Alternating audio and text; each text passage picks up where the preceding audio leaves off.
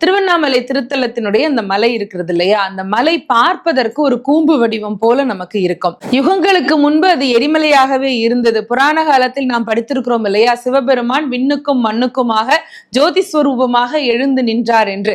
அந்த திருமலை தான் அது. அந்த மலை மீது ரமண மகரிஷி ஏறிக்கொண்டே இருக்கிறார் ஒரு முறை. அப்படி அவர் அந்த மலை மீது ஏறிக்கொண்டிருக்கிற பொழுது பூஜைகள் நடைபெறக்கூடிய அந்த ஒலி அவருக்கு கேட்கிறது.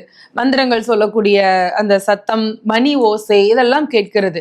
மலைக்கு உள்ளே எப்படி நடக்கும்? அப்பொழுதுதான் அவர் நினைக்கின்றார், உணர்கின்றார், தேவாதி தேவர்கள் எல்லோரும் வந்து உள்ளுக்குள்ளே மலைக்குள்ளே இருந்து சிவபெருமானை பூஜிக்கிறார்கள் என்பதை அவர் மெய்ஞானத்தினாலே உணர்ந்து கொள்ளுகிறார்.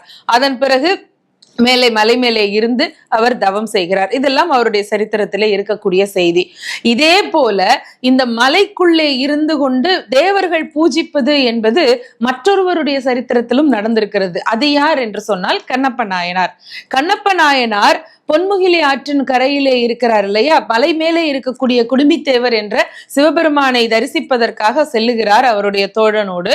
அப்படி போகிற போது தோழனுக்கு அங்கே இருக்கக்கூடிய பறவைகள் சத்தம், விலங்குகள் சத்தம், காற்றிலே மரங்கள் ஆடக்கூடிய சரசர சத்தம், இதுதான் கேட்கிறது.